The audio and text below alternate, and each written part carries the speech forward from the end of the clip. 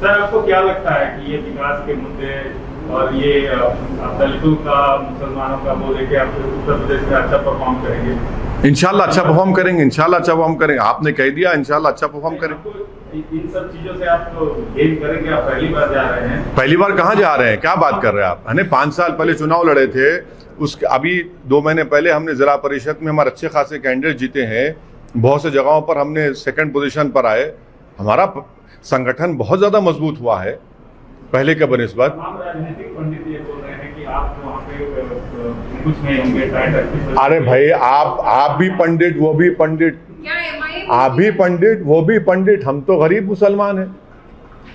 अब पंडित डिसाइड करेगा मुसलमान जीतेगा नहीं जीतेगा, ऐसा तो नहीं होगा ना। उत्तर प्रदेश सरकार में जहां पर दलित है, जहां पर मुसलमान है, जहां पर ओबीसी है, अरे आप यकीनन आप बहुत बड़े हैं, मैं जानता हूं, मगर हम भी तो छोटे नहीं हैं।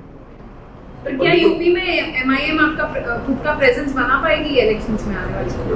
अरे माशाल्लाह से जब लैला जाती है तो पूरे मजनू आप तरह के पीछे आते हैं ना हमारे, इसीलिए तो प्रेजेंस है बोल के आते हैं ना। आप तो हर एक के पीछे नहीं जाते ना, कुछ होगा तो जाते ना। आईसीएमआर का एक स्टडी है जिसमें कोविड केसेस बहुत ज्यादा बताए गए हैं, पर यूपी आपने ऐसा स्टेटमेंट दिया है कि government has failed in second wave of Covid, तो उस पर नहीं, मैंने तो आईसीएमआर डेटा का हवाला देते हुए कहा है कि सीरो सर्वेलेंस उत्तर प्रदेश में 71.0 है, और आप बता रहे हैं केसेस कितने अंडर काउंटिंग का खुद दे रहे हैं। जब सीरो सर्वेलेंस 71% है तो भैया आप इतना अंडर काउंटिंग क्यों कर रहे हैं, झूठ क्यों बोल रहे हैं? इससे बात जाहिर हो गई कि उत्तर प्रदेश में खुद, मैं फिर से कह रहा हूं, सेकेंड वेव में 3.5-4 लाख से ज्यादा लोगों की मौतें हुई हैं, जो योगी सरकार छुपा रही है। ये डेटा है ना सर। आपका सीरो सर्वेलेंस अगर 71% होगा, ये भी समझ में नहीं आएगा फंटा पीने वालों को। सर पार्लियामेंट में बहुत इश्यूज चल रहे हैं, पेगासस पे आपका क्या कहना है? पेगासस पे ये कहना है कि पेगासस को ये सरकार इस्तेमाल करके इलीगल काम किया है, हैकिंग किया उन्होंने। हैकिंग लीगली इलीगली अलाउड नहीं है। और आप जब इजराइल में इंक्वायरी हो रही है, फ्रांस में हो रही है, आप क्यों नहीं कराना चाह रहे? हाँ हाँ, नहीं वो जर्नलिस्ट को बोल दीजिए। आप किसको दें भाई? नहीं किसको, आपको दें? जीटी ऑफिस बुझाएं? हाँ नहीं, आपको बुझाएं क्या? उसके तरीकेकार क्या है कि आप एक कमीशन बनाइए, कुछ तो बनाइए, उनको भिजा सकते। नहीं नहीं, अरे ना सिर्फ वो बल्कि बहुत से हम भी भिजाएंगे। हमारा फोन मैं भी भिजाता हूँ। नहीं नहीं मालूम मेरे को, भिजाता हूँ। पर किसको भिजाऊं? किसी स्टूडियो को तो नहीं भिजा सकता ना। नहीं नहीं, स्टूडियो को तो नहीं भिजा सकते ना प्रसाद साहब। आप बनाइए कि भैया हम बना है, इंक्वायरी करेंगे। आप बोलिए पूरे 540 MP भिजाइए, हम भिजा देंगे। अरे सरकार देखिए, सरकार जो है तैयार है नहीं है। आप पूछ लीजिए, तैयार है तो फोन भिजा देंगे, जर्नलिस्ट लोगों का भिजाए। और उन जर्नलिस्ट का जो सरकार की गलत पॉलिसियों की स्टोरीज ब्रेक कर रहे थे, अब उनका फोन हैक करें आप। अच्छा, खुद उसमें नाम आ गया आपके 2 मंत्रियों का, आपके मंत्री का नाम आ गया ना, जो बेचारे स्टेटमेंट पढ़ रहे हैं उनका भी नाम आ गया। इतनी इनसिक्योरिटी क्यों है? क्या नहीं, हम नहीं, सरकार एक जवाब दे दे। आपने एनएसओ से पेगासस खरीदा नहीं खरीदा? क्योंकि एनएसओ ने कह दिया कि हम गवर्नमेंट वेटेड गवर्नमेंट्स को देते हैं। आपने उसको इस्तेमाल किया नहीं किया? बता दीजिए ना।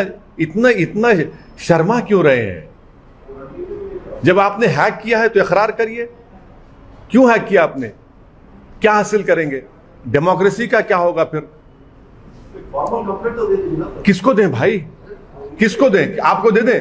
आपको देने से कुछ होगा? आप टीआरपी नहीं, सुनिए, किसको दें? किस पे तो भरोसा करना चाहिए। भरोसा तो सरकार को हम कह रहे हैं कि आप बनाइए ना इंक्वायरी, चलिए इंक्वायरी कराइए। आप इंक्वायरी नहीं करना चाह रहे, आप तो भाग रहे हैं। इंक्वायरी कराइए। पार्लियामेंट इसकी वजह से ठप हो गया। हाँ तो आप सरकार डिबेट कराने तैयार हो जाइए, चलिए डिबेट होने दीजिए, पार्लियामेंट चलना चाहिए। मैं जानता हूं, मुझे भी तकलीफ है, पार्लियामेंट नहीं चल रही है सर। मतलब आप पार्लियामेंट चलना चाहिए, डिबेट होना, डिबेट कराइए, डिबेट हम अपनी बात करेंगे। कोविड पे डिबेट होगी, LAC पे डिबेट होगी, सब पे डिबेट होना चाहिए ना। सरकार सिर्फ अपने दिन में ब्रूट मेजोरिटी के ऊपर अपने बिल्स को पास करा रही है, ये कौन सी डेमोक्रेसी है?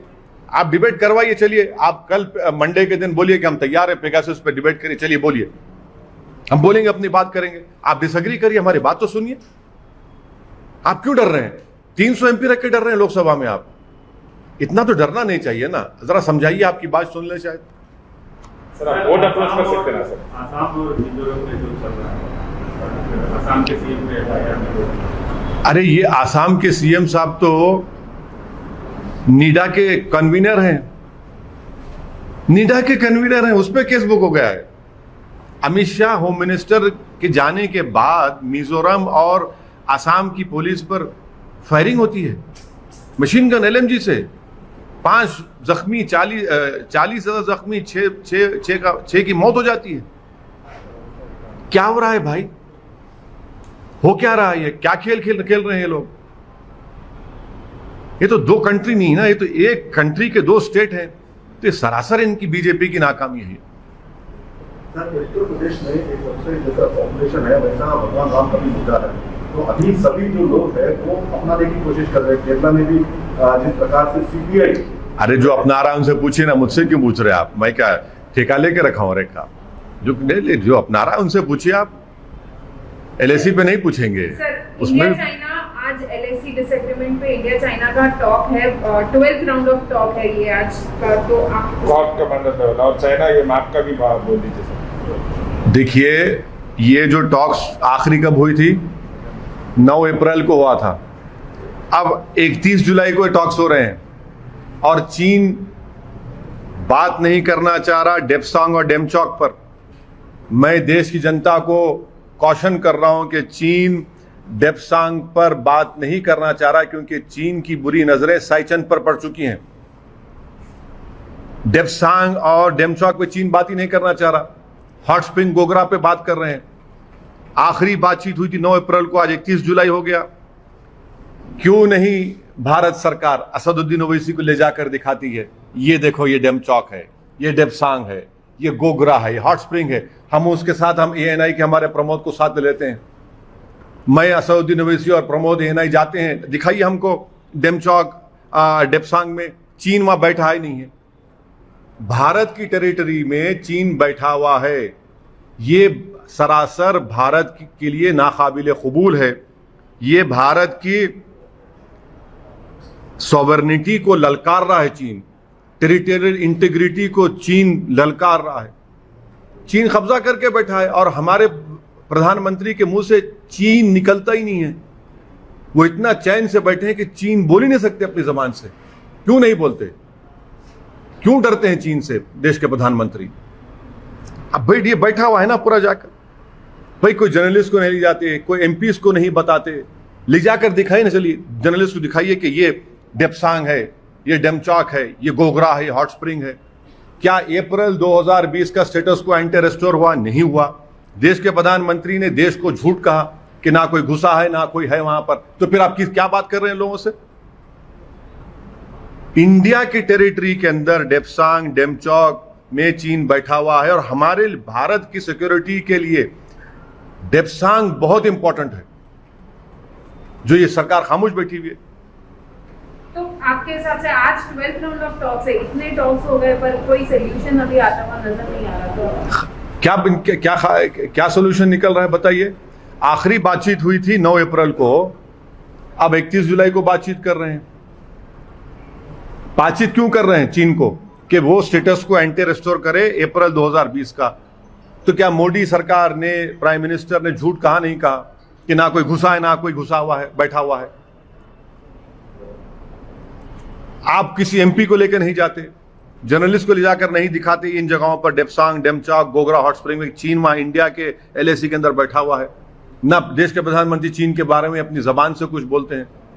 सन्नाटा है सरकार के पास, सिर्फ इतनी खामोशी है कि लगता है कि घबराते हैं चीन का नाम लेने से। सिर्फ चाइना ने अरुणाचल प्रदेश का मैप इंडिया के मैप से निकाल दिया है और 300 कंसाइनमेंट मैप्स का जो है वो सीज कर लिया है चाइना ने। वो चाइना कुछ भी कर ले, अरुणाचल प्रदेश देश का अटूट हिस्सा है, उस पर कोई कॉम्प्रोमाइज नहीं होगा।